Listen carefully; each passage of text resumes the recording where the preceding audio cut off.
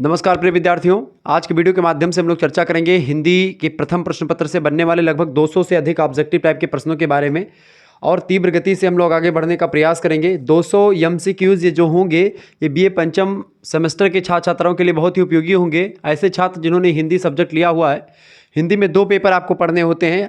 किसी भी सब्जेक्ट में अगर आप 5th सेमेस्टर में हैं तो एक सब्जेक्ट के 2 पेपर आपको पढ़ने होते हैं। तो पहला पेपर आपको हिंदी में जो पढ़ना है उसका नाम है साहित्य शास्त्र और हिंदी आलोचना के बारे में। ठीक है, क्या पढ़ना है आपको? साहित्य शास्त्र और हिंदी आलोचना। तो उसी का एक प्रकार से ये एमसीक्यूज टाइप का मॉडल पेपर है। पिछले 2-3 वर्षों में जो क्वेश्चंस पूछे गए विभिन्न विश्वविद्यालयों में उनको इसमें समाहित किया गया है। आइए देखने का प्रयास करते हैं कौन कौन से क्वेश्चंस आपकी परीक्षा के दृष्टिकोण से बहुत ही महत्वपूर्ण है। उन प्रश्नों को बड़ी ही बारीकी के साथ हम लोग अध्ययन करने का प्रयास करते हैं और तीव्र गति से हम आगे बढ़ेंगे। तो बीए 3rd सेमेस्टर में जो मतलब कि BA 3rd year 5th semester में जो बच्चे हैं इस वीडियो को पूरा देखिएगा। आपको बता दूं यह वीडियो एक प्रकार से बड़ी ही मेहनत से एक प्रकार से आपके लिए लाया जाता है, तो आप सभी लोग वीडियो को शेयर जरूर करा करें और ऐसे ही और वीडियोस देखने के लिए चैनल को हमारे सब्सक्राइब करें। शुक्ला स्टडी पॉइंट पर ऐसे और वीडियोस आपको मिल जाएंगे। ठीक है, प्रीवियस ईयर क्वेश्चन पेपर्स के साल पेपर भी आपको दिखाई पड़ जाएंगे, प्लेलिस्ट में आप देख लीजिएगा। आपको बता दूं कि अगर आपकी परीक्षा ऑब्जेक्टिव होती है, जैसे डॉक्टर भीमराव अंबेडकर आगरा विश्वविद्यालय या आपका दीनदयाल उपाध्याय गोरखपुर विश्वविद्यालय, मासा कुंभरी यूनिवर्सिटी, राजा महेंद्र प्रताप सिंह स्टेट यूनिवर्सिटी, ऐसे कई विश्वविद्यालय जिनकी परीक्षा ऑब्जेक्टिव होती है उन सभी के लिए बहुत महत्वपूर्ण है। लिखित वालों बच्चों के लिए भी महत्वपूर्ण है, जैसे राम मनोहर लोहिया सिद्धार्थ यूनिवर्सिटी। ठीक है, और इसके अलावा वीर बहादुर सिंह पूर्वांचल विश्वविद्यालय, महात्मा गांधी काशी विद्यापीठ, चौधरी चरण सिंह मेरठ विश्वविद्यालय, जननायक चंद्रशेखर बलिया विश्वविद्यालय। ठीक है, महाराज सोहेल देव यूनिवर्सिटी जो है। इसके अलावा आपका जो है छत्रपति साहू जी महाराज कानपुर विश्वविद्यालय, ऐसे कई विश्वविद्यालय आपके, प्रोफेसर रज्जू भैया स्टेट यूनिवर्सिटी, इन सभी में भी बच्चे जो पढ़ते हो चूँकि वही सिलेबस है तो इसमें कोई दिक्कत की बात नहीं है।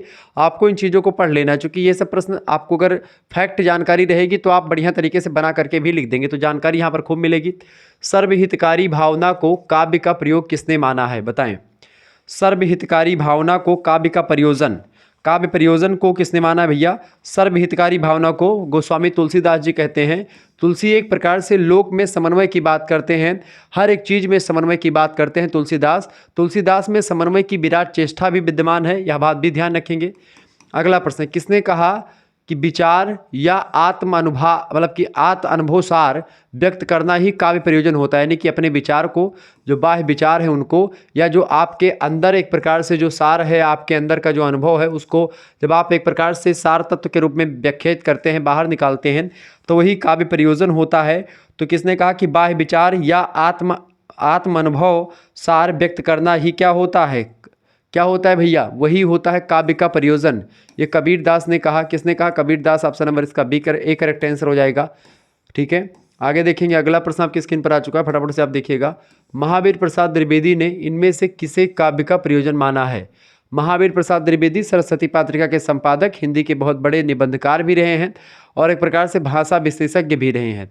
महावीर प्रसाद द्विवेदी के नाम पर पूरा लगभग 20 साल का समय 1900 ईस्वी से लेकर के 1920 का समय काल द्विवेदी युग के नाम से जाना जाता है। आपने काव्य प्रयोजन कहा कि भाई ज्ञान का विस्तार और आनंद की अनुभूति, इसी की वजह से लोग ज्ञान को बढ़ाने के लिए लोग काव्य को लिखते हैं और आनंद की अनुभूति होती है उनको, इस वजह से लिखते हैं। ठीक है, अगला क्वेश्चन आपकी स्क्रीन पर आ चुका है, सभी लोग देखिएगा। बहुत ही महत्वपूर्ण प्रश्न है, साहित्य शास्त्र और हिंदी आलोचना में ऐसे ही क्वेश्चंस आपको देखने को मिलेंगे। प्रश्न है, काव्य आत्मा की संकल्पनात्मक अनुभूति होती है जिसका विश्लेषण एनालिसिस विकल्प या विज्ञान में नहीं होता है। वह एक श्रेयमयी प्रिय रचनात्मक ज्ञानधारा होती है। यह कथन किस विद्वान का है? जयशंकर प्रसाद जी ने इस कथन को कहा था। छायावाद के प्रवर्तक जयशंकर प्रसाद प्रसिद्ध नाटककार, प्रसिद्ध एक प्रकार से कवि और कहानीकार रहे हैं। अगला प्रश्न, रस गंगाधर ग्रंथ के रचयिता कौन है? रस गंगाधर के रचयिता कौन है भैया? पंडित जगन्नाथ जी ने लिखा है इसको, रस गंगाधर रचना। अच्छा, भरत मुनि की रचना कौन सी भैया? भरत मुनि की रचना है नाट्यशास्त्र। कौन सी रचना है? नाट्यशास्त्र। ठीक है, भरत मुनि की रचना कौन सी है? नाट्यशास्त्र। ये बात आप ध्यान रखेंगे। आगे बढ़ते हैं, अगला क्वेश्चन आपके स्क्रीन पर आ चुका है। नेक्स्ट क्वेश्चन आ चुका भैया, काव्य को प्रकृति की अनुकृति किसने माना? काव्य प्रकृति की अनुकृति है, यानी काव्य प्रकृति की अनुकृति माने प्रकृति की नकल है, किसने कहा? प्रकृति की जो अनुकरण का सिद्धांत है किसने दिया है? अरिस्टोटल ने दिया है, अरस्तु ने दिया है। तो काव्य को प्रकृति की अनुकृति यानी प्रकृति की नकल कौन मानते हैं? अरिस्टोटल, अरस्तु मानते हैं। अरस्तु कहते हैं कि समाज जो होता मतलब मनुष्य एक सामाजिक और राजनीतिक प्राणी, ये भी अरस्तु ही कहते हैं। अगला प्रश्न, वर्ड्सवर्थ ने काव्य का प्रतिपाद्य माना। वर्ड्सवर्थ, विलियम वर्ड्सवर्थ ने काव्य का प्रतिपाद्य माने होता है उद्देश्य। काव्य क्यों लिखा जाता है? तो विलियम वर्ड्सवर्थ जो कहते हैं, ये क्या कहते हैं? ये कहते हैं जनसाधारण का जनजीवन और संस्कृति को आगे बढ़ाने के लिए, या जनसाधारण को एक प्रकार से उनके जीवन में तमाम प्रकार की चीज़ें जो होती हैं उन समस्याओं को लाने के लिए और संस्कृति को आगे बढ़ाने के लिए क्या लिखा जाता है? काव्य का प्रतिपाद्य किया जाता है, काव्य को लिखा जाता है। अगला क्वेश्चन आपकी स्क्रीन पर आ चुका भैया, फटाफट से आप देखने का प्रयास करेंगे। प्रश्न अगला आपकी स्क्रीन पर आ चुका है, कल्पना मानव मस्तिष्क की बिंब विधायनी शक्ति होती है। बिंब विधायनी मतलब कि जो मनुष्य के मस्तिष्क में एक प्रकार से जो चीज़ें होती हैं उसी को काव्य के रूप में प्रतिबिंबित हो जाती हैं, वह आकर के लिख जाती हैं। यह एक प्रकार से शक्ति ही एक प्रकार से कल्पना होती है, इमेजिन होती है। तो भाई इमेजिन बहुत ज़रूरी होता है, इमेजिनरी पावर एक कवि के अंदर होती है। तो इमेजिन यानी कल्पना के सिद्धांत की बात कौन करते हैं? कॉलरिज महोदय करते हैं। तो ध्यान रखें, कॉलरिज महोदय ने कहा कि कल्पना मानव मस्तिष्क की बिंब विधायनी एक पावर होती है, एक शक्ति होती है। ठीक है। अगला प्रश्न, रमणीयार्थ प्रतिपादकः शब्द काव्यम, काव्य के विषय में यह कथन किसका है? बताइए किस आचार्य का है? तो ये कथन किसका है भैया? फटाफट से आप बताएंगे। रमणीयार्थ प्रतिपादकः शब्द काव्यम, इस कथन को एक प्रकार से किसने कहा है? पंडित राज जगन्नाथ ने कहा है। किसने कहा है? पंडित राज जगन्नाथ। ये बात आप ध्यान रखेंगे। साहित्य दर्पण पुस्तक के लेखक कौन है? प्रश्न कई बार पूछा जाता है। साहित्य दर्पण पुस्तक को किसने लिखा है? ठीक है, आचार्य विश्वनाथ ने लिखा है। यह बात ध्यान रखें। ध्वनि संप्रदाय के प्रणेता आचार्य कौन है? आनंदवर्धन। ठीक है, ध्वनि संप्रदाय के प्रणेता आचार्य कौन है? आनंदवर्धन है। ठीक है, यह बात आप ध्यान रखेंगे। ओके। और क्रोचे का एक सिद्धांत कौन सा है? अभिव्यंजनावाद किसने दिया है? अभिव्यंजनावाद सिद्धांत के प्रतिपादक कौन है भैया? अभिव्यंजनावाद। प्रश्न खूब पूछता है, अभिव्यंजनावाद के प्रणेता कौन है? तो क्रोचे महोदय है। यह बात आप ध्यान रखेंगे। ओके, चले आगे बढ़ते हैं कॉलरिज कल्पना सिद्धांत के। अगला क्वेश्चन आपके स्क्रीन पर आ चुका है। प्रश्न, काव्य प्रकाश एक ग्रंथ है, इसके लेखक कौन है? भारतीय पाश्चात्य संबंधित ग्रंथ है काव्य शास्त्र। काव्य प्रकाश जो रचना है किसने लिखा है? काव्य शास्त्र मतलब कि काव्य प्रकाश पुस्तक को किसने लिखा भाई? आचार्य मम्मट ने काव्य प्रकाश लिखा है। ठीक है, यह बात आप ध्यान रखेंगे। Option number C correct answer होगा। यहाँ पर बामन, आचार्य बामन ये हिंदी के मतलब संस्कृत के बड़े अच्छे आचार्य हैं। इन्होंने एक रीति मतलब एक संप्रदाय चलाया जिसका नाम क्या है? आपसे पूछेगा कि रीति संप्रदाय के प्रणेता कौन है? किसका? रीति संप्रदाय। तो लिखेंगे क्या? रीति संप्रदाय के प्रणेता आचार्य कौन है? आचार्य बामन रीति संप्रदाय के प्रणेता आचार्य हैं। यह बात आप ध्यान रखेंगे। आचार्य दंडी जो हैं ये किस जो है चीज़ को मानते थे? तो अलंकार एक प्रकार से अलंकार रीति से मतलब अलंकार से संबंधित हैं ये। ठीक है, अलंकार संप्रदाय से रिलेटेड है। दंडी आपसे पूछेगा अलंकार दंडी किस संप्रदाय से हैं? तो अलंकार संप्रदाय से हैं। परीक्षा में प्रश्न कई बार आया हुआ है। अगला प्रश्न, काव्य हेतु की चर्चा करते समय भारतीय आचार्य किस तत्व को सर्वाधिक महत्व देते हैं? काव्य हेतु। ठीक है, बताइए काव्य क्यों किया जाता है? तो काव्य एक प्रकार से काव्य का सबसे ज़्यादा एक प्रकार से इंपॉर्टेंट क्या होता है? प्रतिभा को जाहिर करने के लिए, प्रतिभा को बाहर निकालने के लिए काव्य कराया जाता है। भारतीय आचार्य प्रतिभा वाले तत्व को, ठीक है, काव्य हेतु प्रतिभा है एक, मतलब काव्य हेतु में प्रतिभा एक तत्व होता है, तो प्रतिभा जो होती है उसको एक प्रकार से महत्वपूर्ण मानते हैं भारतीय आचार्य। अगला क्वेश्चन था, धर्म अर्थ काम मोक्षेषु वैचछन्यम कलासुचा। ठीक है, ये एक प्रकार से संस्कृत का श्लोक है क्या? कि धर्म अर्थ काम मोक्षेषु वैचछन्यम कलासुचा, यानी धर्म अर्थ काम और मोक्ष कलाओं में विक्षणता या विलक्षणता प्रीति तथा कीर्ति को किस आचार्य ने काव्य का प्रयोजन माना? तो किसने काव्य का प्रयोजन माना? इसने आचार्य भामा ने इन सभी को काव्य का प्रयोजन माना। किसने माना है? आचार्य भामा। भामा कौन है? आचार्य भामा जो हैं ये अलंकार संप्रदाय के प्रणेता आचार्य हैं। कौन है ये? अलंकार संप्रदाय के प्रणेता आचार्य हैं। ध्यान रखेंगे, लिख लीजिएगा। अलंकार संप्रदाय के प्रणेता आचार्य कौन है? प्रश्न पूछेगा। तो अलंकार संप्रदाय के प्रणेता आचार्य आचार्य भामा हैं। इनकी एक पुस्तक है, उसका क्या नाम है भैया? काव्य अलंकार। काव्य अलंकार पुस्तक के लेखक कौन है? काव्य अलंकार पुस्तक। ठीक है, काव्य अलंकार पुस्तक के लेखक कौन है? तो काव्य अलंकार पुस्तक को लिखा किसने भैया? आचार्य भामा ने काव्य अलंकार पुस्तक को लिखा है। ओके, यह बात आप ध्यान रखेंगे। आगे बढ़ते हैं और भी प्रश्नों को जानने का प्रयास करते हैं। फटाफट से एक बार वीडियो को लाइक कर दीजिएगा, चैनल पर अगर नए हैं तो सब्सक्राइब कर दीजिएगा।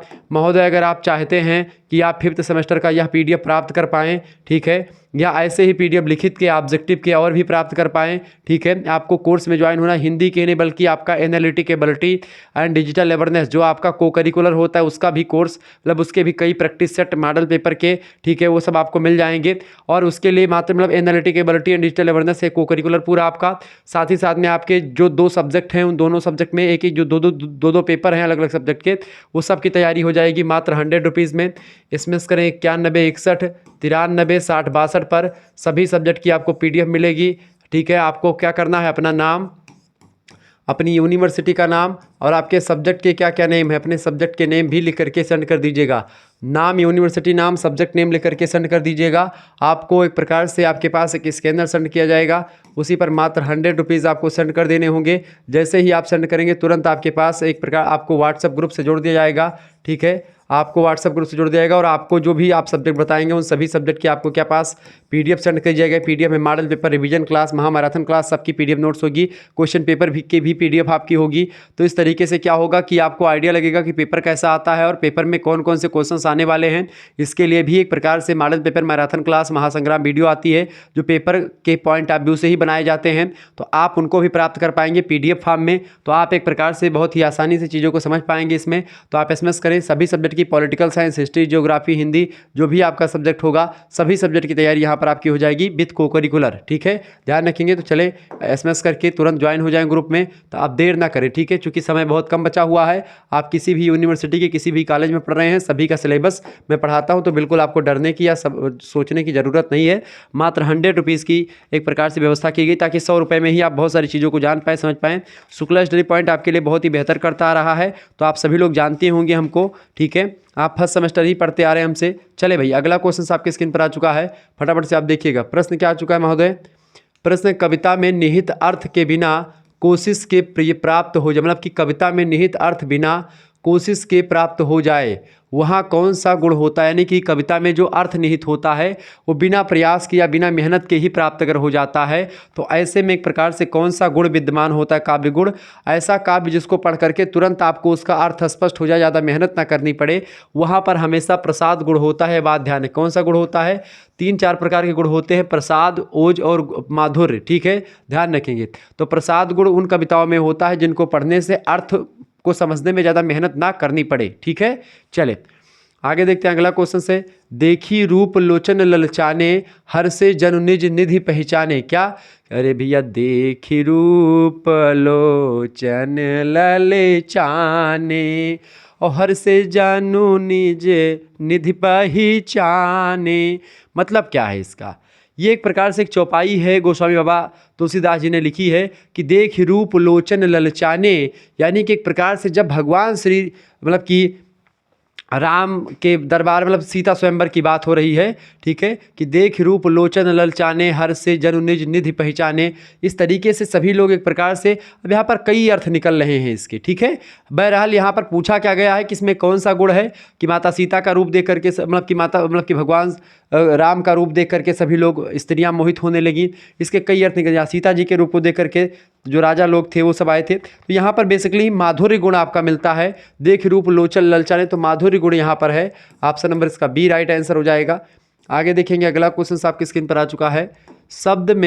शब्द में जहाँ मूल अर्थ नहीं बल्कि उसका व्यंग्यार्थ अभिप्रेत होता है। व्यंग्यार्थ मतलब क्या होता है? व्यंजना शब्दशक्ति का प्रयोग होता है, यानी कि कह कुछ और रहा है, कभी लिखा कुछ और है और उसका भाव का अर्थ कुछ और है, वहाँ पर एक प्रकार से व्यंग्यार्थ होता है। तो यहाँ जहाँ पर व्यंग्यार्थ होता है वहाँ कौन सी शब्दशक्ति होती है? तो यहाँ पर भैया कौन सी शब्दशक्ति होती है? बिल्कुल, जहाँ मतलब शब्द में जहाँ मूल अर्थ नहीं बल्कि उसका व्यंग्यार्थ अभिप्रेत होता है, वहाँ पर एक प्रकार से कौन सी शब्दशक्ति होती है भैया? वहाँ पर आपकी शब्दशक्ति होती है कौन सी भाई, बताएं? बिल्कुल, वहां पर व्यंजना शब्दशक्ति आपकी होती है। कौन सी व्यंजना शब्दशक्ति होती है? इसका सी ऑप्शन करेक्ट आंसर होगा।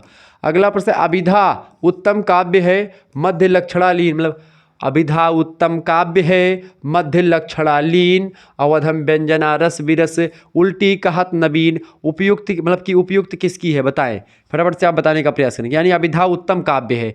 अभिधा शब्द शक्ति, अभिधा, लक्षणा और व्यंजना 3 प्रकार की शब्द शक्तियाँ होती हैं, ठीक है। तो मध्य लक्षणालीन और अधम मतलब व्यंजना शब्द शक्ति का प्रयोग उतना ज़्यादा इंपॉर्टेंट नहीं माना जाता है। तो यहाँ पर एक प्रकार से इसको देव ने कहा था, ठीक है। देव कौन है? एक रीतिकालीन कवि हैं हिंदी के, इन्होंने इस बात को कहा था। यह बात आप ध्यान रखेंगे। अगला क्वेश्चन था जो व्यंजना शब्द शक्ति का संबंध किससे है? तो व्यंजना शब्द शक्ति का अर्थ होता है व्यंग्यार्थ से। ऑप्शन नंबर इसका सी करेक्ट आंसर होगा। नेक्स्ट क्वेश्चन है को घट ए वृख भानुजा वे हलधर के वीर। ये वृख भानुजा मतलब कि एक प्रकार से वृख माने बैल, ठीक है, उसकी भानुजा, ठीक है। मतलब इसके कई अर्थ होते हैं। को घट ये वृख भानुजा वे हलधर के वीर, ठीक है। इसके मतलब इसमें कई अर्थ है। इसमें कौन सी व्यंजना शब्द शक्ति है भाई? इसमें एक प्रकार से कई बातें कही जा रही है। इस पर अर्थ पे जाएंगे तो बड़ा लंबा हो जाएगा। यहाँ पर आर्थी व्यंजना शब्द शक्ति का प्रयोग है, यानी कि यहाँ पर अर्थ में व्यंजना उत्पन्न हो रही है। इसके कई अर्थ हैं, ठीक है, ध्यान रखेंगे। अगला क्वेश्चन से मनहु उमंग अंग अंग छब छलक का तुलसी बताएं। प्रश्न है कि मनहु उमंग अंग अंग छब छलक का तुलसी की इस पंक्ति में कौन सा शब्द शक्ति है? मनहु उमगी अंग अंग छब छलक का इस पंक्ति में व्यंजना शब्द शक्ति का प्रयोग है। किस शब्द शक्ति का भैया? व्यंजना शब्द शक्ति का प्रयोग किया गया है। नेक्स्ट क्वेश्चन से बनन में नागन में बगरो बसंत है, बताएं। बनन में नागन में बगरो बसंत है। पद्मा का मतलब कि इसमें एक प्रकार से इस पद्य में या पद्यकार के इस पंक्ति में से ग्रहण किया गया, बताएं। पद्माकर, तो पद्माकर एक कवि हैं, तो पद्माकर के इस पंक्ति में से ग्रहण किया गया, मतलब कि किससे, मतलब किस शब्द शक्ति का प्रयोग यहाँ पर है? तो यहाँ पर एक प्रकार से बानन में नागन में बगरो बसंत है, इसमें लक्षणा शब्द शक्ति जो है पद्माकर के इस पंक्ति में लक्षणा शब्द शक्ति का प्रयोग किया गया है। बी ऑप्शन इसका करेक्ट आंसर होगा। आगे देखते हैं। अगला क्वेश्चन आपकी स्क्रीन पर आ चुका भाई, सभी लोग समझने का प्रयास करेंगे। रिवीजन क्लास चल रही है तीव्र गति से। अगला क्वेश्चन आ चुका है सिंधु सेज पर धरा बधू अब तनिक संकुचित बैठी सी। इसमें कौन सी शब्द शक्ति है बताएं। बनन प्रश्न क्या है? सिंधु सेज पर धरा बधू अब तनिक संकुचित बैठी सी। इसमें व्यंजना शब्द शक्ति का प्रयोग किया गया। किसका? व्यंजना शब्द शक्ति का प्रयोग किया गया। ऑप्शन नंबर इसका ए करेक्ट आंसर होगा। अगला प्रश्न है आपका, प्रश्न आ चुका है बांधा था विधु को किसने इन काली जंजीरों में। प्रसाद की रचना है, प्रसाद की पंक्ति है। इस पंक्ति का अर्थ किस शब्द शक्ति से ग्रहण किया जाएगा? तो इस शब्द शक्ति का जो है लक्षणा शब्द शक्ति का प्रयोग यहाँ पर किया गया है कि बांधा था विधु को किसने इन काली जंजीरों में। यहाँ पर कहीं कुछ और बातें जा रही हैं और उसका मतलब कुछ और निकल रहा है, यह बात ध्यान रखेंगे। अगला प्रश्न, अर्थबोध कराने के संदर्भ में निम्नलिखित में से कौन कथन सत्य है इनमें से? तो अर्थबोध कराने में, अर्थ की जानकारी कराने में इनमें से जो कौन सा कथन सत्य है? इनमें से जो डी ऑप्शन में दिया है लक्षणा एवं व्यंजना दोनों शब्द शक्तियाँ अभिधा पर आश्रित होनी मतलब की होती हैं। एक प्रकार से यह बात यानी यह कथन एक प्रकार से अर्थबोध कराने के संदर्भ में बिल्कुल स्पष्ट होता है। ऑप्शन नंबर इसका डी करेक्ट आंसर हो जाएगा। आगे बढ़िएगा। अगला क्वेश्चन आ चुका है। सभी दोस्तों से निवेदन है कि वीडियो को शेयर करते रहिएगा और वीडियो को लाइक जरूर करते रहिएगा। रस सिद्धांत के प्रवर्तक आचार्य कौन है? रस सिद्धांत के प्रवर्तक आचार्य आप सभी को पता होगा। रस सिद्धांत राजशेखर, आचार्य मम्मट या दंडी या भरत मुनि। देखिए भरत मुनि जो हैं वो रस संप्रदाय से ही संबंधित हैं। आचार्य भरत मुनि की अगर बात की जाए तो भरत मुनि रस संप्रदाय के प्रणेता रहे हैं। भरत मुनि एक प्रकार से जो है ये एक प्रकार से रस को काव्य की आत्मा बताते हैं। भरत मुनि कहते हैं रसस्यते असो इति रसाः, यानी रस से मतलब कि रस जो होता है वही एक प्रकार से काव्य की आत्मा होती है। यह बात आप ध्यान रखेंगे। तो रस सिद्धांत के प्रवर्तक कौन है? तो आचार्य भरत मुनि है। इसका सी ऑप्शन करेक्ट आंसर हो जाएगा। क्लियर। नेक्स्ट क्वेश्चन से इस ग्रंथ में रस को ब्रह्मानंद का समानार्थी कहा गया है। तो किस ग्रंथ में भैया? तैत्तरीय उपनिषद में। तैत्तरीय उपनिषद में किसको ब्रह्मानंद का समानार्थी बताया गया? किसको भाई? जो है रस को कहा गया कि ब्रह्मानंद का समानार्थी शब्द है। ठीक है, जो ब्रह्म आनंद की प्राप्ति होती है वही एक प्रकार से रस की प्राप्ति या रस वही होता है ब्रह्मानंद की प्राप्ति। ठीक है, इसका उसका बताया गया अर्थ। अगला प्रश्न, यथा ही नाना व्यंजन संस्कृत तमन्न भुंजा नाम, यह कथन किसका है बताएं। यथा ही नाना व्यंजन संस्कृत तमन्न भुंजाना, इसमें ये भरत मुनि का मतलब कथन है। भरत मुनि option number D correct answer हो जाएगा। अगला क्वेश्चन आ चुका है। नाट्यशास्त्र के रचयिता है भरत मुनि। अगला प्रश्न है आचार्य भरत मुनि का नाट्य शास्त्र कितने अध्याय में बटा हुआ है? तो आचार्य भरत मुनि का नाट्य शास्त्र जो है 36 अध्याय में बटा हुआ है। किसका? आचार्य भरत मुनि का नाट्य शास्त्र। इनकी रचना बड़ी फेमस है नाट्य शास्त्र। इन्होंने नाटकों को पंचम वेद भी कहा है। किसने? आचार्य भरत मुनि ने। ठीक है। और हिंदी मतलब संस्कृत के सबसे पहले ये काव्य शास्त्री व्यक्ति माने जाते हैं आचार्य भरत मुनि। रस संप्रदाय को इन्होंने आगे बढ़ाया। ठीक है। चले अगला प्रश्न है, आचार्य भरत के अनुसार रस कितने प्रकार के हैं? आचार्य भरत मुनि के अनुसार रस कितने प्रकार के होते भाई? आचार्य भरत के अनुसार रस कितने प्रकार के होते हैं? तो आचार्य भरत के अनुसार रस जो होते हैं वो 8 प्रकार के होते हैं। कितने प्रकार के होते हैं भैया? रस जो होते हैं वो 8 प्रकार के होते हैं। किसके अनुसार? आचार्य भरत के अनुसार रस जो होते हैं वो 8 प्रकार के होते हैं। ऑप्शन नंबर इसका सी करेक्ट आंसर होगा। नेक्स्ट क्वेश्चन है, भरत मुनि के नाट्य शास्त्र में कितने श्लोक हैं? तो भरत मुनि के नाट्य शास्त्र में लगभग 5000 के आसपास श्लोक हैं। ऑप्शन नंबर इसका बी राइट आंसर होगा। जो बच्चे पहली बार जुड़ रहे हैं सभी लोग वीडियो को शेयर करिएगा, लाइक करते रहिएगा। आपकी परीक्षा के लिए बहुत ही महत्वपूर्ण है। आप किसी भी यूनिवर्सिटी के किसी भी कॉलेज में पढ़ रहे हैं, अगर आप परीक्षा ऑब्जेक्टिव हो रही तो आपके लिए ये लेक्चर है। भरत ने अपने रस विवेचन में किस रस का स्थान नहीं दिया? बताएं। भरत मुनि ने रस विवेचन में किस रस को स्थान नहीं दिया है? देखिए उन्होंने शांत रस को स्थान नहीं दिया है। ए ऑप्शन करेक्ट आंसर होगा। भट्ट लोलट का उत्पत्तिवाद का और एक नाम क्या है? बताएं। भट्ट लोलट का सिद्धांत कौन सा है? आरोपवाद या जो है उत्पत्तिवाद। आरोपवाद भी इसी को कहते, तो इसका अगला नाम क्या है? आरोपवाद। ए ऑप्शन राइट आंसर होगा। भट्ट लोलट का मतलब कि उत्पत्तिवाद का आधार क्या है? तो इनके उत्पत्तिवाद का जो आधार है भैया वो मीमांसा दर्शन जो है, जो 6 दर्शनों में से एक है, उसी एक को आधार बना करके उत्पत्तिवाद जो इनका आया। भट्ट लोलट का एक संस्कृत के आचार्य है। ठीक है। काव्य शास्त्री है संस्कृत के। अगला प्रश्न, विभाव अनुभव व्यभिचारी भाव संयोगाद रस निष्पत्ति, यह कथन किसका है? विभाव अनुभव मतलब कि विभाव अनुभव वत भाद्र सानम, यह कथन शंकुक का है। आचार्य शंकुक ने कथन कहा था। बी ऑप्शन करेक्ट आंसर होगा। ध्वनि संप्रदाय को व्यवस्थित करने का श्रेय किसको जाता है? जहाँ पर भी ध्वनि आएगी वहाँ पर क्या होगा? ध्वनियों सुनने से क्या होता है? आनंद की प्राप्ति होती है। ध्वनि सुनने से क्या होता है? आनंद की प्राप्ति होती है। तो आप ध्यान रखेंगे ध्वनि से आनंद, यानी जहाँ पर भी ध्वनि की बात आएगी तो आप क्या लगाओगे? आनंद वर्धन लगाओगे। मम्मट किस संप्रदाय के आचार्य हैं? तो आचार्य मम्मट जो है ध्वनि संप्रदाय के मतलब कि ध्वनि संप्रदाय को ही आगे बढ़ाने में काम किया इन्होंने। ठीक है। औचित्य संप्रदाय तो क्षेमेंद्र का है और वक्रोक्ति कुंतक का है, बात ध्यान रखेंगे। क्लियर। चले अगला प्रश्न, किस आचार्य, एक मिनट,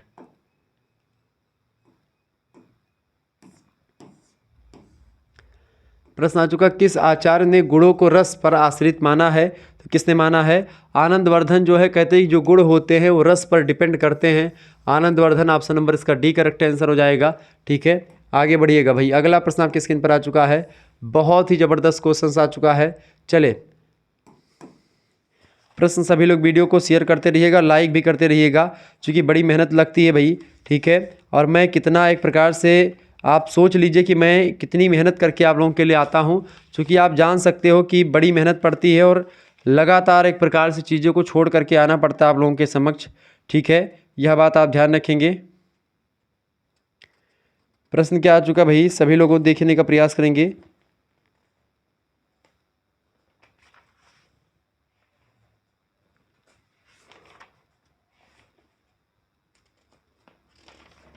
चले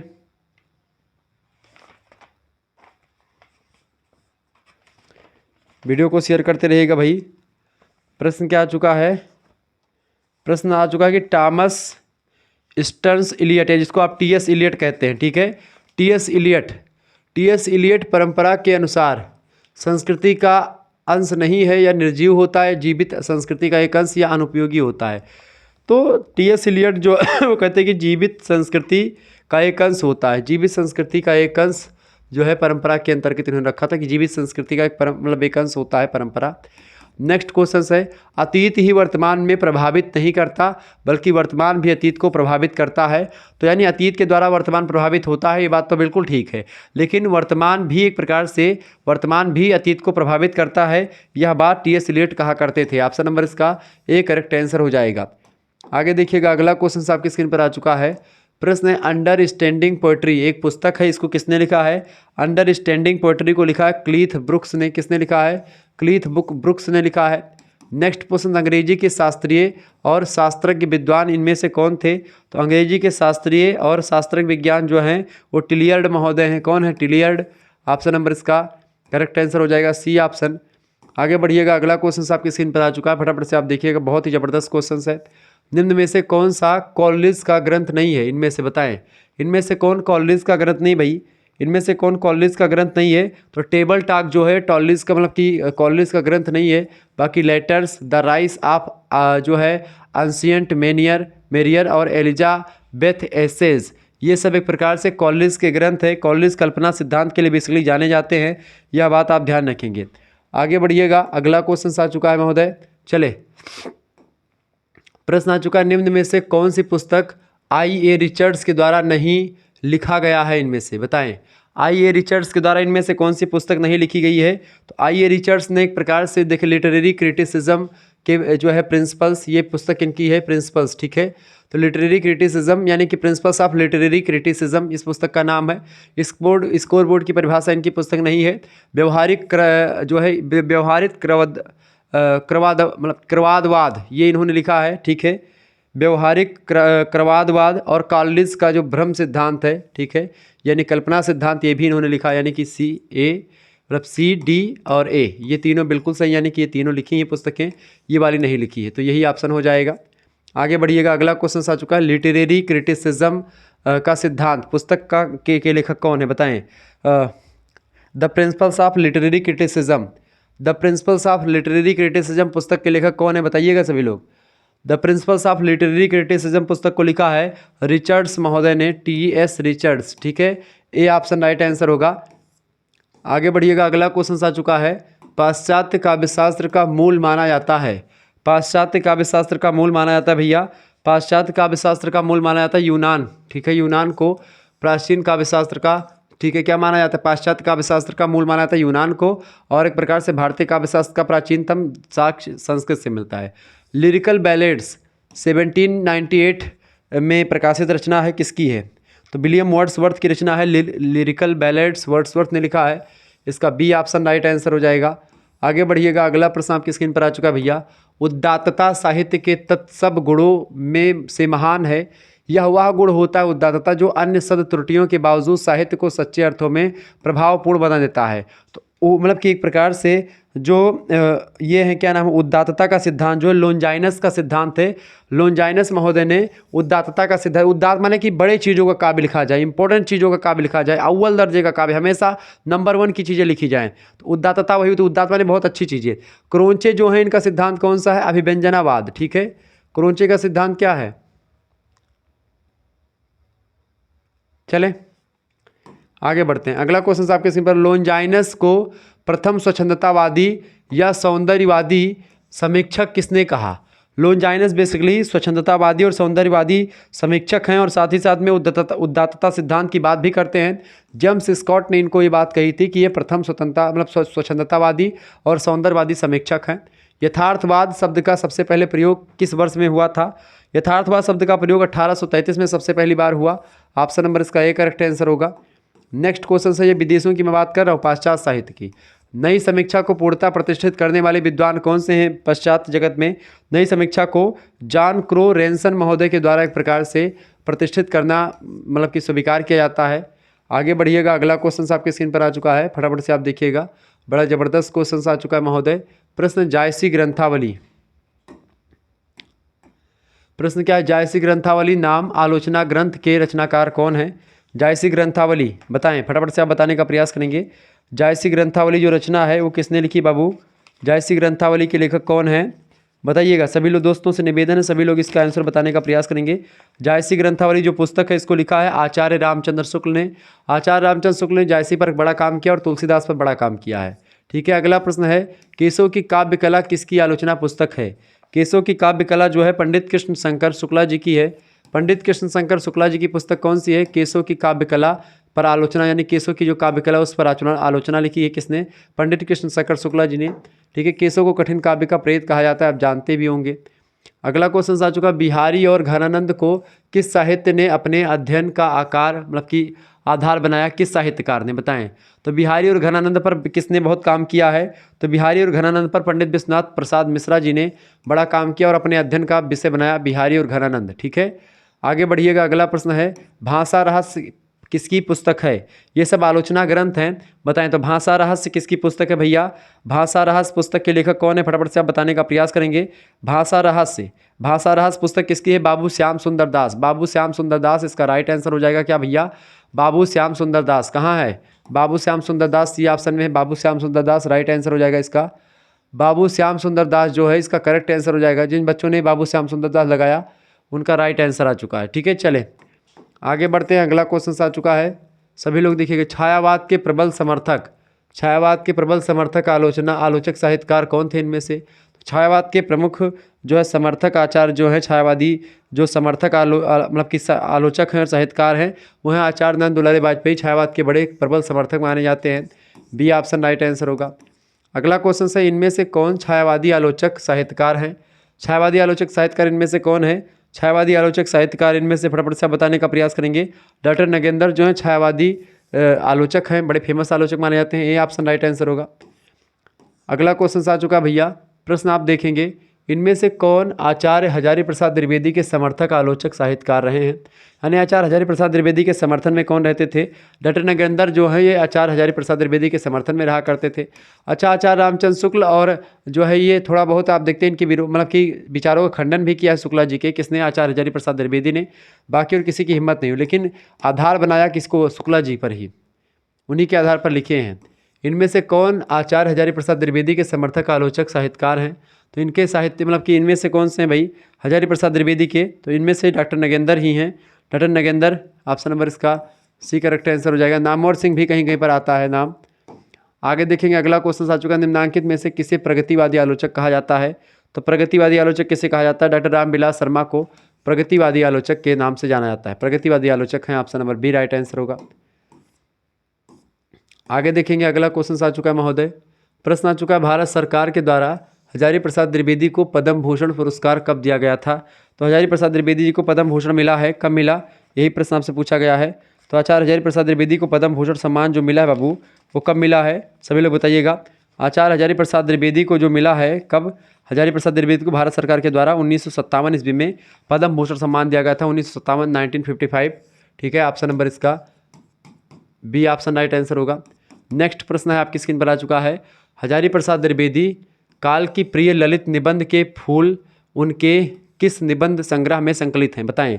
उनका जो ललित निबंध है बेसिकली अशोक के फूल, ठीक है, या जो एक प्रकार से उनके जो निबंध है अशोक के मतलब कि वो ललित निबंध के फूल उनके किस निबंध संग्रह में संकलित हैं, तो उनका जो एक प्रकार से निबंध संग्रह है बेसिकली कल्पलता, उसी में एक प्रकार से संकलित हैं, option number C correct answer होगा।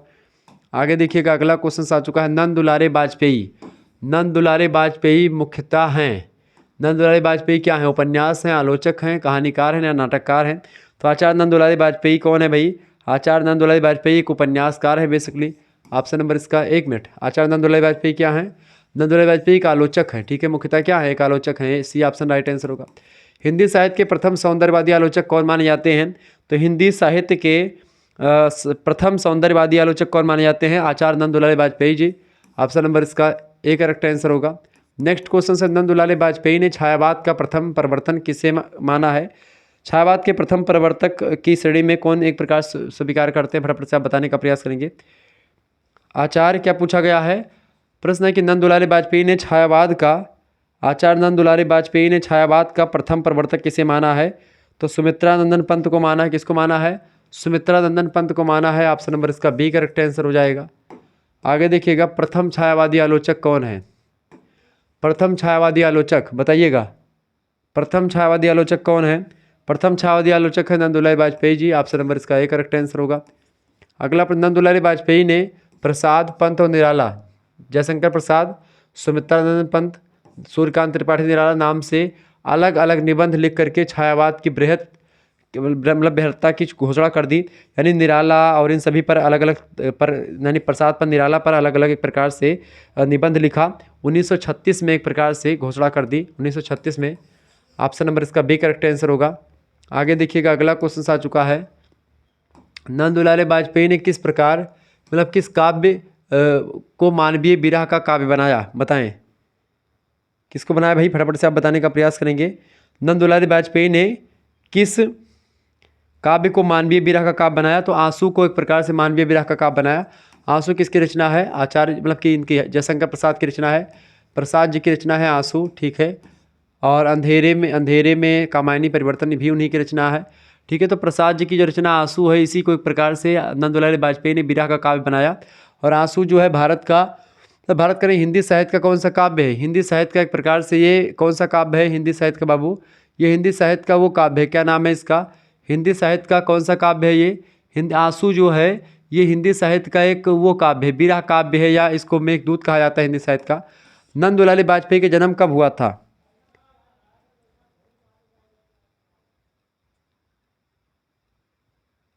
नंदुलाल वाजपेयी का जन्म कब हुआ था, नंदुलाल वाजपेयी का जन्म 1906 ईस्वी में हुआ था, बी ऑप्शन इसका राइट आंसर हो जाएगा। आगे देखिएगा, अगला क्वेश्चन आपके स्क्रीन पर आ चुका, फटाफट से आप देखेंगे। प्रश्न, किसने कहा था कि प्रयोगवाद बैठे का धंधा आया, तो नंदुलाल वाजपेयी ने कहा था, ठीक है। ऑप्शन नंबर इसका एक करेक्ट आंसर होगा। हिंदी साहित्य 20वीं शताब्दी नामक आलोचक जो ग्रंथ है, इसका प्रकाशन कब हुआ था, हिंदी साहित्य 20वीं शताब्दी नामक आलोचना ग्रंथ का प्रकाशन हुआ था 1942 में। ऑप्शन नंबर इसका बी करेक्ट आंसर हो जाना है।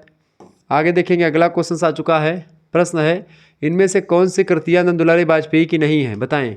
नंदुलाल वाजपेयी की कौन सी कृतियाँ नहीं हैं, देखिए, रस सिद्धांत साकेत, एक अध्ययन और आस्था चरण, इनकी पंक्तियाँ नहीं, बाकी नया साहित्य, नए प्रश्न, जयशंकर प्रसाद पर लिखा इन्होंने नंदुलाल वाजपेयी ने। इसके अलावा नई कविता, रीति और शैली, महाकवि निराला, महाकवि सूरदास, आधुनिक साहित्य, ये तमाम रचनाएं इनकी हैं नंदुलाल वाजपेयी जी की, यह बात आप ध्यान रखेंगे।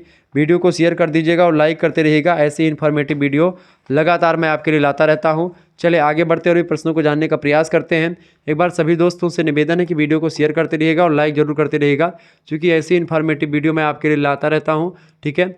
सभी लोग वीडियो को शेयर कर दीजिएगा और लाइक कर दीजिएगा, क्योंकि ऐसे ही क्लास आपके लिए लगातार आती रहती है। तो आज की वीडियो के माध्यम से हम बहुत सारे प्रश्नों को समझ पा रहे हैं, तो आप सभी लोग शेयर करते रहिएगा, अपने सभी दोस्तों को बता दीजिए कि Shukla study point YouTube channel पर क्लास चल रही हो, भी ऑब्जेक्टिव की क्लास चल रही है। आपको एक प्रकार से एक ही वीडियो के माध्यम से इतने सारे क्वेश्चन जानने का मौका मिल रहा है, अवसर मिल रहा है, तो आप सभी लोग जरूर एक प्रकार से अवसर का लाभ उठाएं और इनको पूरा का पूरा पढ़ने का प्रयास करें, ठीक है। चलें और चीज़ों को जानने का प्रयास करते हैं। विद्वानों ने काव्य हेतु की दृष्टि से किस तत्व को आवश्यक नहीं माना है, बताएं। फटाफट से आप लोग बताने का प्रयास करेंगे, इसका राइट आंसर क्या हो जाना है, सभी लोग बताइएगा भैया। प्रश्न क्या आ चुका है कि विद्वानों ने, क्या प्रश्न पूछा गया भैया, विद्वानों ने काव्य हेतु की दृष्टि से, विद्वानों ने काव्य हेतु की दृष्टि से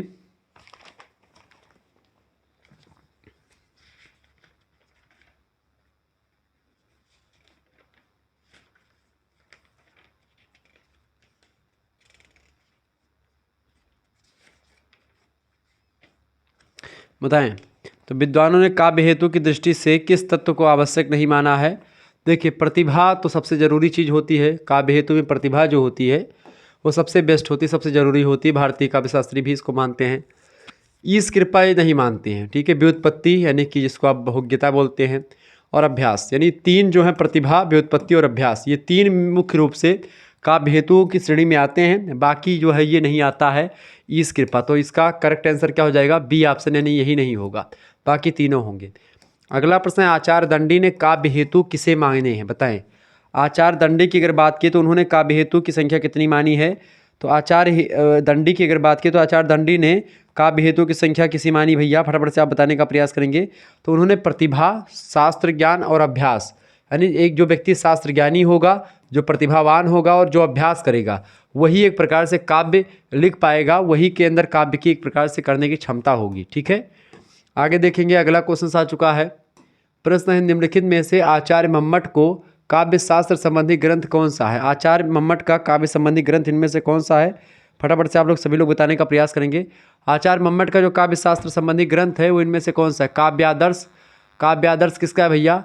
काव्य प्रकाश साहित्य दर्पण। देखिए साहित्य दर्पण तो आचार्य विश्वनाथ का है, ठीक, तो ये बिल्कुल होगा ही नहीं, ठीक है। आचार्य विश्वनाथ का कौन सा है भाई? एक मिनट रुकेंगे। हाँ, आचार्य विश्वनाथ का कौन सा है? देखिए 1 मिनट में सारी चीज़ आपको समझा रहा हूँ। देखिए साहित्य दर्पण पुस्तक के लेखक कौन है? साहित्य दर्पण को पुस्तक को लिखा है किसने? आचार्य विश्वनाथ ने, ठीक है, लिख लीजिएगा। बहुत इंपॉर्टेंट प्रश्न है, आचार्य विश्वनाथ का ये प्रश्न पूछा है। आचार्य विश्वनाथ का ये लेख मतलब रचना है। नाट्य शास्त्र को किसने लिखा है भैया? आचार्य भरत मुनि का नाम आप लोगों ने सुना होगा, भरत मुनि, ठीक है। ये पंचम वेद कहते हैं नाटकों को, तो इन्होंने एक प्रकार से नाट्य शास्त्र लिखा। काव्यादर्श रचना किसकी है? आचार्य दंडी की है, ठीक है। तो बचे कौन? काव्य प्रकाश। तो काव्य प्रकाश किसने लिखा है? आचार्य किसका है? आचार्य मम्मट का रचना कौन सी है? काव्य प्रकाश, ठीक है। इसको किसने लिखा? आचार्य मम्मट, ठीक है। संस्कृत काव्य शास्त्री है ये सब, ध्यान रखेंगे। तो इसका स्क्रीनशॉट ले लीजिए फटाफट से, ठीक है। दंडी काव्यादर्श पुस्तक के लेखक हैं, ठीक है। नाट्यशास्त्र भरत मुनि, साहित्य दर्पण आचार्य विश्वनाथ और काव्य प्रकाश, ठीक है, मम्मट की रचना है। क्लियर? आगे बढ़ते हैं, अगला क्वेश्चन आ चुका है। रसात्मकम वाक्यम काव्यम या वाक्यम रसात्मकम काव्यम, यह एक प्रकार से किसने कहा है? बहुत बार प्रश्न पूछा गया, वाक्यम रसात्मकम काव्यम या काव्यम वाक्यम रसात्मकम, रसात्मकम वाक्यम काव्यम। आचार्य विश्वनाथ का कथन है।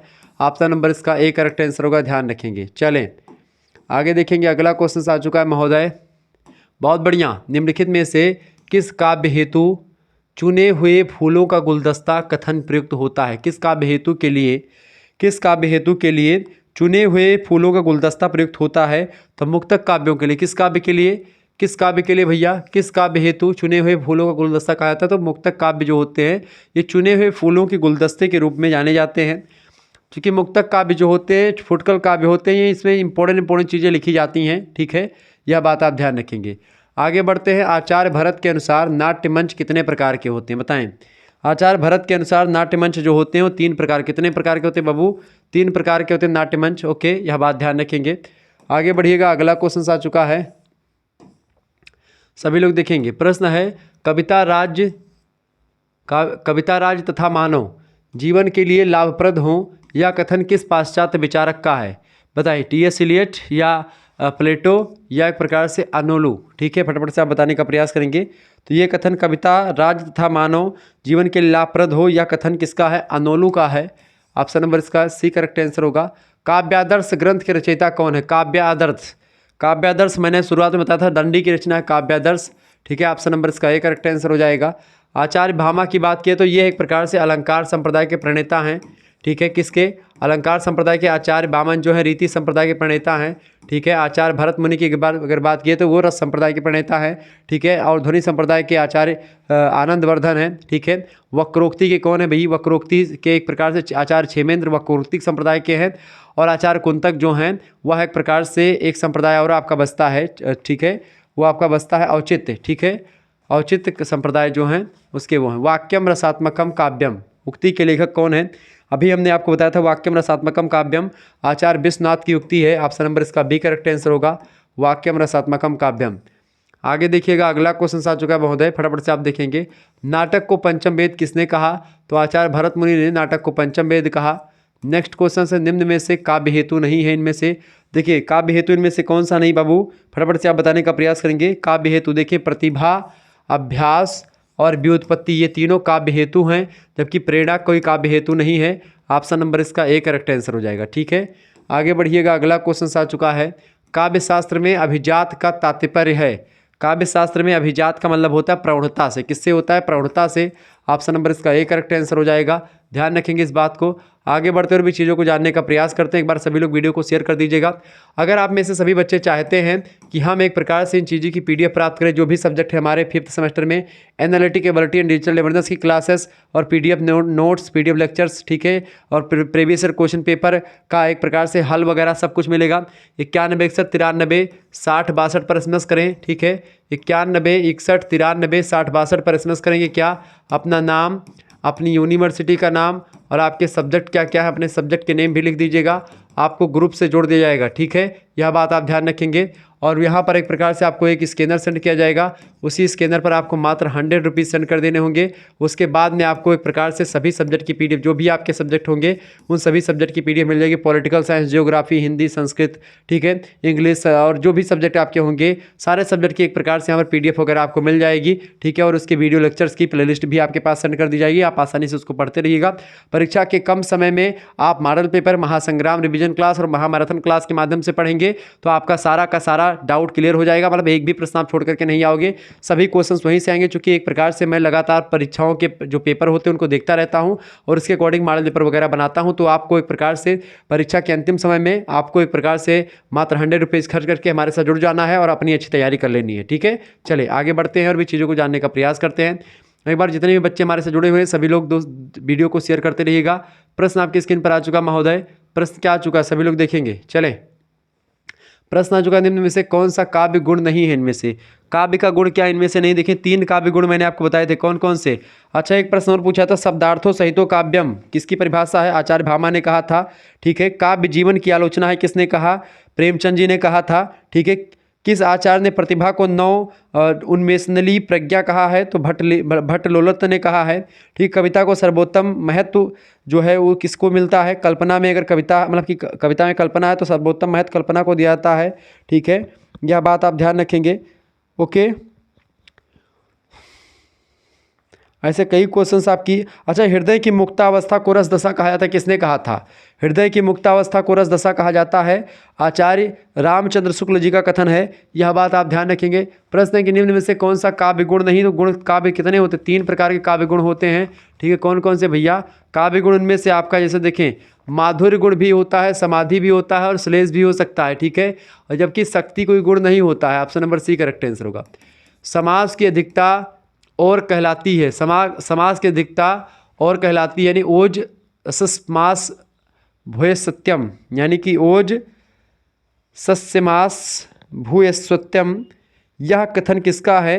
यह कथन आचार्य बामन का है। किसका? सॉरी, हाँ, आचार्य बामन का है कथन है। ऑप्शन नंबर इसका बी करेक्ट आंसर होगा।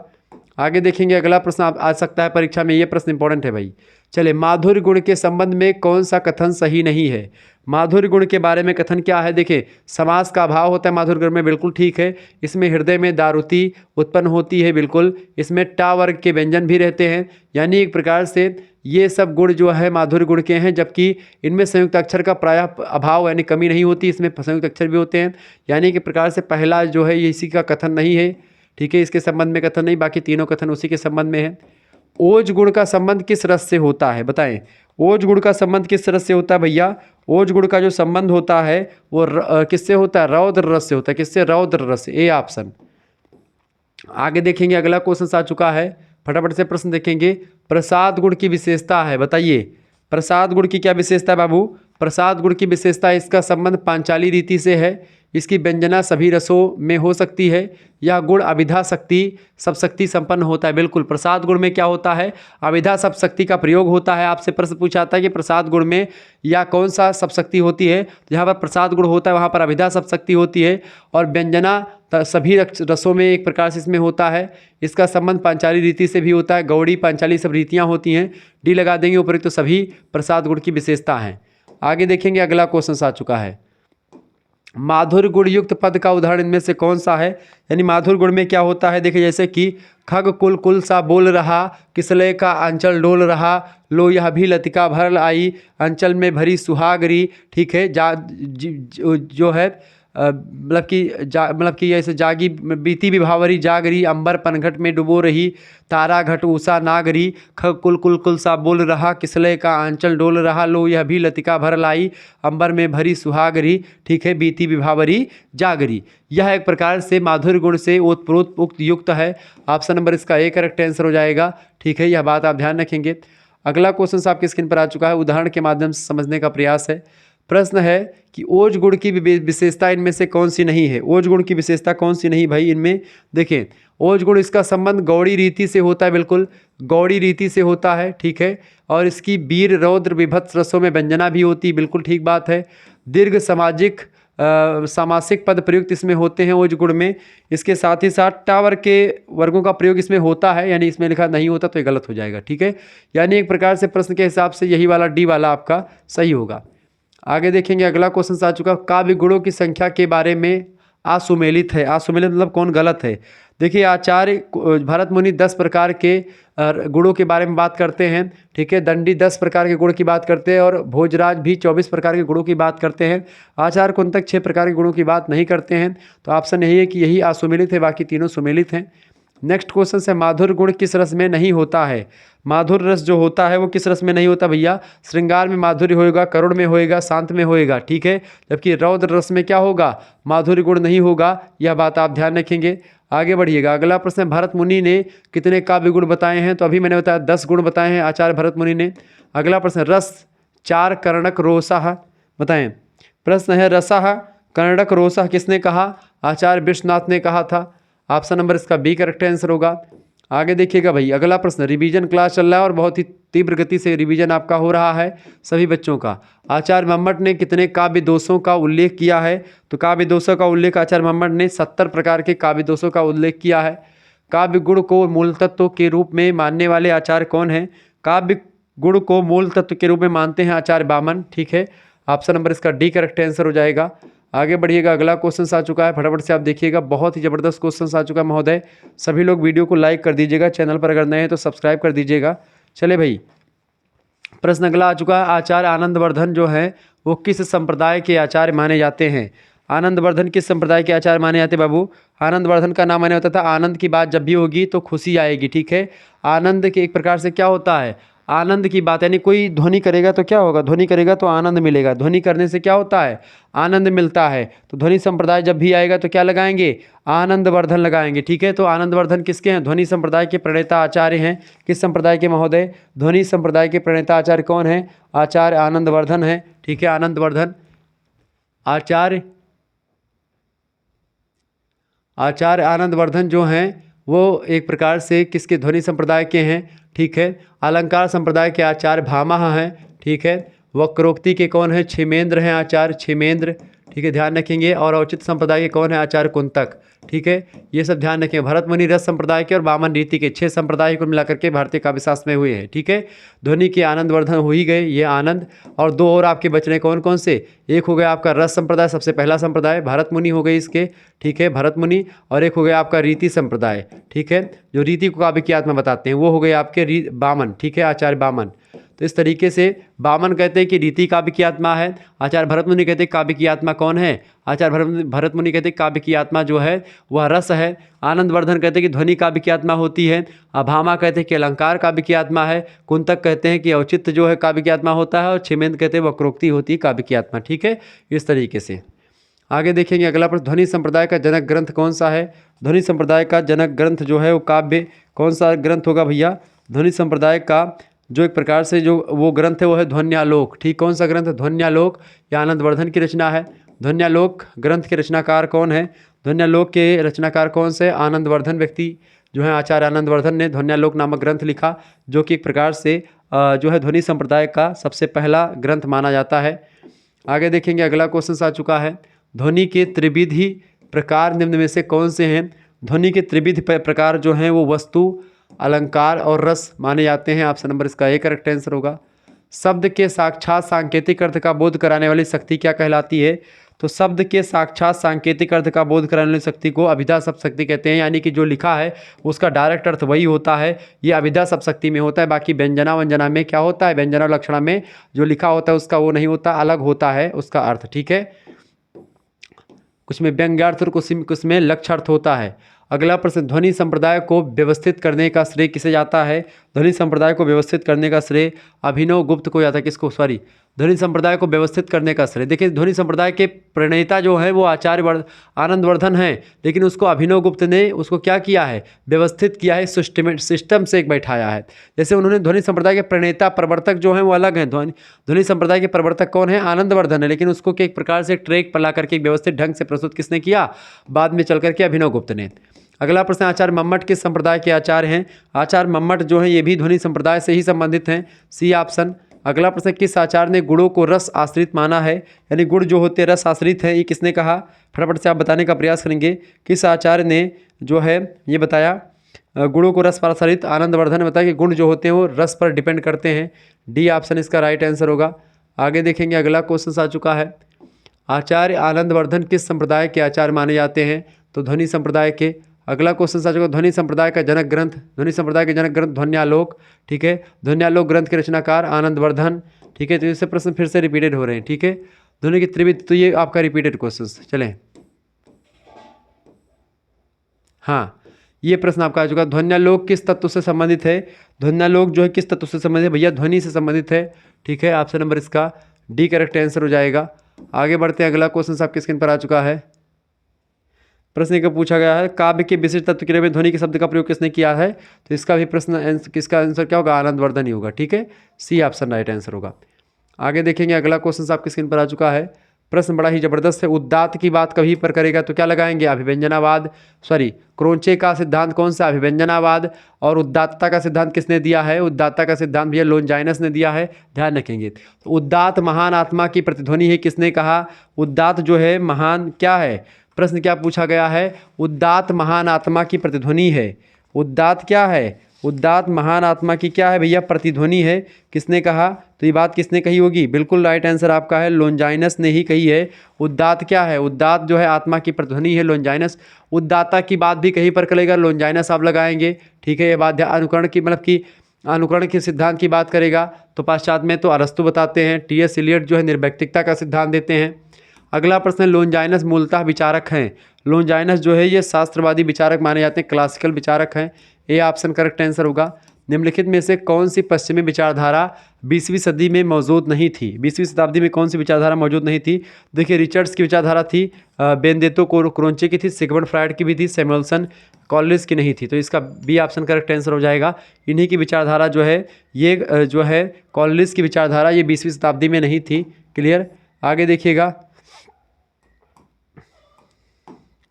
आगे देखेंगे, अगला क्वेश्चन आ चुका भैया, फटाफट से आप देखने का प्रयास करेंगे। प्रश्न, यथार्थवाद के समर्थक कौन है इनमें से? यथार्थवाद के समर्थकों में जॉर्ज लूकास का नाम बड़ा फेमस है, बी ऑप्शन। स्वच्छंदतावाद के समर्थक है रॉबर्ट ब्रन्स, ऑप्शन नंबर इसका ए करेक्ट आंसर होगा। आगे बढ़िएगा, अगला क्वेश्चन आ चुका है महोदय। प्रश्न है, क्रियात्मक कला की शुरुआत 1857 ईस्वी में फ्रेंच लेखक फ्लावर की प्रसिद्ध रचना मदान बाबेरी के प्रकाशन से हुई है, बताएं। तो ये एक प्रकार से यथार्थवाद में एक प्रकार से क्रियात्मक कला की शुरुआत 1857 ईस्वी में फ्रेंच लेखक फ्लावर की प्रसिद्ध रचना मदान बाबेरी के प्रकाशन से हुई, यथार्थवाद की रचना है। स्वच्छंदतावाद किस वर्ष का चरमोत्कर्ष पर था? किस वर्ष में? स्वच्छंदतावाद 1800 ईस्वी से लेकर के 1850 में पाश्चात्य जगत में मतलब कि स्वच्छंदतावाद की विचारधारा चली है खूब दबा करके। आगे देखेंगे, अगला क्वेश्चन आ चुका है। जादुई यथार्थवाद शब्द का सबसे पहले प्रयोग जो है किसने किया? बताएं। तो जादुई जो है, जादुई यथार्थवाद शब्द का प्रयोग किसने किया था? फ्रेज रोह नाम के विद्वान ने किया था। अगला प्रश्न, शास्त्रवाद के आलोचक में सर्वप्रथम किसका नाम आता है? शास्त्रवाद के आलोचकों में टी.एस. इलियट का नाम सबसे पहले आता है, ए ऑप्शन करेक्ट आंसर होगा। टी.एस. इलियट को किस रचना पर 1948 में नोबेल पुरस्कार से सम्मानित किया गया था? तो टी.एस. इलियट बड़े विद्वान आदमी थे। इनकी एक निर्वैयक्तिकता का सिद्धांत टी.एस. इलियट का बड़ा फेमस है। इनकी पुस्तक है द बेस्ट लैंड। इस पुस्तक पर इनको एक प्रकार से 1948 में 1948 में नोबेल पुरस्कार से नवाजा गया। प्रश्न आपकी स्क्रीन पर आ चुका है। अजबीपन किसकी रचना है? जॉन कीट्स की रचना है अजबीपन, ऑप्शन नंबर इसका डी करेक्ट आंसर होगा। निम्न में से रूढ़ शब्द नहीं है, बताएं। निम्न में से रूढ़ शब्द इनमें से कौन सा नहीं भाई?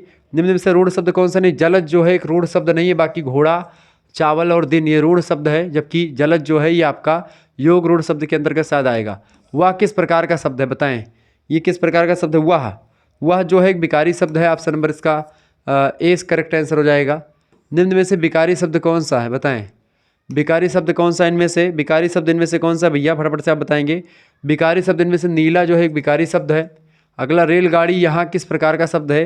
रेलगाड़ी एक संकर शब्द है। कैसा शब्द है? संकर। रेलगाड़ी कैसा संकर शब्द, संकर संकर मतलब क्या होता है रेल, रेल अंग्रेजी शब्द है, गाड़ी हिंदी शब्द होगा, दोनों मिलकर के एक बने रेलगाड़ी। यानी जब दो भाषाओं के शब्द मिलकर के एक नई भाषा का शब्द निर्माण करते हैं, एक नई शब्द का निर्माण करते हैं, दो भाषाओं के मिलने से उसको संकर शब्द कहते हैं। तद्भव शब्द होता है संस्कृत से निकला हुआ, संस्कृत से निकला हुआ, जैसे कि जैसे दूध से बना मतलब दुग्ध से बना दूध, तो दुग्ध आपका तत्सम है और दूध आपका तद्भव है, ठीक है, ध्यान रखें। देशज मतलब किसी लुटिया ठरिया मचे ये सब। विदेशज में से अंग्रेजी के शब्द, हिंदी के शब्द मतलब कि उसके फारसी उर्दू, ठीक है, ये सब। साहित्य सर्जना और साहित्य चिंतन किसके आलोचनात्मक ग्रंथ हैं, बताएं। साहित्य सर्जना और साहित्य चिंतन किसके आलोचनात्मक ग्रंथ हैं, फटाफट से आप बताने का प्रयास करेंगे। तो साहित्य सर्जना और साहित्य मतलब कि क्या, साहित्य सर्जना, फटाफट से आप बताने का प्रयास करेंगे भैया। साहित्य सर्जना और साहित्य चिंतन किसके आलोचनात्मक ग्रंथ है, तो ये ग्रंथ किसके हैं भाई, इलाचंद्र जोशी जी के ग्रंथ हैं। ऑप्शन नंबर इसका ए करेक्ट आंसर होगा, इलाचंद्र जोशी ने लिखा है। आगे देखिएगा, अगला क्वेश्चन आ चुका है महोदय, प्रश्न आ चुका है, अभिव्यक्ति विज्ञान किस साहित्यकार की आलोचना करती है, बताएं। अभिव्यक्ति विज्ञान को लिखा भोलानाथ तिवारी जी ने, सी ऑप्शन राइट आंसर होगा इसका। नेक्स्ट क्वेश्चन आ चुका है महोदय, फटाफट से आप देखने का प्रयास करेंगे। प्रश्न आपकी स्क्रीन पर आ चुका, मानव मूल्य और साहित्य नामक आलोचक कृति के लेखक कौन है, तो मानव मूल्य और साहित्य पुस्तक को लिखा है धर्मवीर भारती ने। ऑप्शन नंबर इसका डी करेक्ट आंसर होगा। ये आलोचनात्मक ग्रंथ हैं सारे, ध्यान रखेंगे। आगे देखेंगे, अगला क्वेश्चन आ चुका है, नई कविता सीमाएं और संभावनाएं किसका आलोचनात्मक ग्रंथ है। नई कविता सीमाएं और संभावनाएं किसने लिखा है, गिरजा कुमार माथुर जी ने। ऑप्शन नंबर इसका बी करेक्ट आंसर होगा। नेक्स्ट क्वेश्चन आपकी स्क्रीन पर आ चुका, सारे प्रश्न पूछे गए हैं। नई कविता का आत्मसंघर्ष पुस्तक के लेखक, नई कविता का आत्मसंघर्ष गजानन माधव मुक्तिबोध ने लिखा है पुस्तक, ठीक है, ये ऑप्शन करेक्ट आंसर हो जाएगा। अंधेरे में पुस्तक के लेखक कौन है, मुक्तिबोध ही हैं, ठीक है, एक रचना है, कविता है, बड़ी कविता, लंबी कविता। काव्य में अभिव्यंजना नामक आलोचनात्मक ग्रंथ किसका है, बताएं। काव्य में अभिव्यंजना नामक ग्रंथ जो लिखा है वो लक्ष्मीनारायण सुधांशु ने लिखा है, सी ऑप्शन राइट आंसर होगा। रस मीमांसा किस विधा की रचना है, बताएं। रस मीमांसा एक आलोचना विधा की रचना है, ऑप्शन नंबर इसका बी करेक्ट आंसर होगा। आचार्य शुक्ल का समीक्षा ग्रंथ या समीक्षा का सैद्धांतिक आधार क्या है। आचार्य रामचंद्र शुक्ल का समीक्षा का जो सैद्धांतिक आधार है वो है भारतीय अभिव्यंजनावाद, ऑप्शन नंबर इसका बी करेक्ट आंसर हो जाएगा। आगे बढ़ते हैं, अगला क्वेश्चन आपके स्क्रीन पर आ चुका, कोचे का प्रभाव भी आप देखते हैं इस पर पड़ा अभिव्यंजनावाद का। अगला प्रश्न, रामविलास शर्मा की प्रथम आलोचनात्मक रचना कौन सी है, फटाफट से आप बताने का प्रयास करेंगे। रामविलास शर्मा की जो प्रथम आलोचनात्मक रचना है वो है निराला की कविता, ठीक है, निराला की कविता पर इन्होंने सबसे पहली पुस्तक लिखी है, निराला की कविता शीर्षक से। अगला प्रश्न, रामविलास शर्मा को साहित्य अकादमी पुरस्कार कब मिला, तो इनको साहित्य अकादमी पुरस्कार 1970 में मिला था, 1990 में रामविलास शर्मा जी को क्या मिला था, साहित्य अकादमी पुरस्कार से नवाजा गया इनको। आगे देखिएगा, अगला प्रश्न आपकी स्क्रीन पर आ चुका है, रामविलास शर्मा को किस रचना के लिए साहित्य अकादमी पुरस्कार मिला था, तो इनको एक प्रकार से निराला की साहित्य साधना पर इनको मिला था। निराला की साहित्य साधना बड़ा फेमस ग्रंथ है, option number C correct answer होगा। रामविलास शर्मा को व्यास सम्मान कब मिला था, इनको व्यास सम्मान कब मिला भैया, इनको व्यास सम्मान कब मिला था, फटाफट से आप बताएंगे। व्यास सम्मान इनको मिला था जो है 1991 में, और किस रचना पर मिला था, तो उस रचना का नाम है भारत के भाषा परिवार और हिंदी, ठीक है। प्रश्न आपके स्क्रीन पर क्या चुका, भारत रामविलास शर्मा को किस रचना के लिए व्यास सम्मान मिला है, तो भारत के लिए भाषा मतलब कि भाषा और हिंदी पर इनको मिला है। अगला प्रश्न, रामविलास शर्मा की रचना निराला की साहित्य साधना कितने वर्षों मतलब कितने भागों में संकलित है, तो निराला की साहित्य साधना जो है 3 भागों में बटी हुई रचना, कितने भागों में बाबू, 3 भागों में बटी हुई रचना है निराला की साहित्य साधना। आगे देखेंगे, अगला प्रश्न आपकी स्क्रीन पर आ चुका है, रामविलास शर्मा की प्रसिद्ध आलोचना परंपरा का मूल्यांकन के रचनाकार हैं, बताएं। रामविलास शर्मा की प्रसिद्ध आलोचना परंपरा का मूल्यांकन का रचनाकाल जो है 1981 रहा है, सी ऑप्शन राइट आंसर होगा। रामविलास शर्मा ने किस कवि को हिंदी का जातीय कवि कहा है, तो रामविलास शर्मा ने किस कवि को हिंदी का जातीय कवि कहा है, तुलसीदास को हिंदी का जातीय कवि कहा किसने, आचार्य रामचंद्र शुक्ल जी ने। आगे मतलब कि रामविलास शर्मा जी ने। अगला क्वेश्चन है, रामविलास शर्मा का जन्म कहाँ पर हुआ था, रामविलास शर्मा का जन्म कहाँ पर हुआ था भैया, इनका जन्म हुआ था जो है उरगांव झांसी, उरगांव सानी, ठीक है, उन्नाव में पड़ता है उत्तर प्रदेश में, बी ऑप्शन राइट है। मार्क्सवाद आलोचकों में सिरमौर कौन है, मार्क्सवादी आलोचकों में रामविलास शर्मा, और रामविलास शर्मा भारतीय मार्क्सवादी आलोचक है, ठीक है, ये विदेशी मार्क्सवाद की बात नहीं करते, भारतीय मार्क्सवाद पर काम करते हैं। अगला प्रश्न, रामविलास शर्मा की आलोचना को ध्वंसात्मक आलोचना किसने कहा, तो ध्वंसात्मक आलोचना किसने कहा, शिवदान सिंह चौहान ने कहा कि रामविलास शर्मा की जो आलोचना है ये ध्वंसात्मक आलोचना रही है, ठीक है। आगे देखेंगे अगला क्वेश्चन आपके स्क्रीन पर आ चुका है। इस तरीके से अगला क्या लास्ट क्वेश्चन था यही। तो इस तरीके से आप लोगों ने बहुत सारे प्रश्नों को समझ लिया, ठीक है। इसके अलावा आपको एक प्रकार से बता दूं कि समाज शास्त्र का भी पेपर 2 का मैंने रिसर्च मेथोडोलॉजी इन सोशल साइंसेस का दिया था महासंग्राम वीडियो, ये भी आपने देखा होगा। ऐसे ही और सब्जेक्ट की हिंदी का आज पेपर 1 का हुआ है, पेपर 2 का भी जल्दी आ जाएगा। चलिए फिर मिल देंगे नेक्स्ट वीडियो में, तब तक के लिए जय हिंद जय भारत। आप सभी का बहुत बहुत धन्यवाद हमारे से जुड़ने के लिए। इसी प्रकार से अपना प्यार हमेशा बनाए रखेंगे। बहुत बहुत धन्यवाद आप सभी का हमारे से जुड़ने के लिए।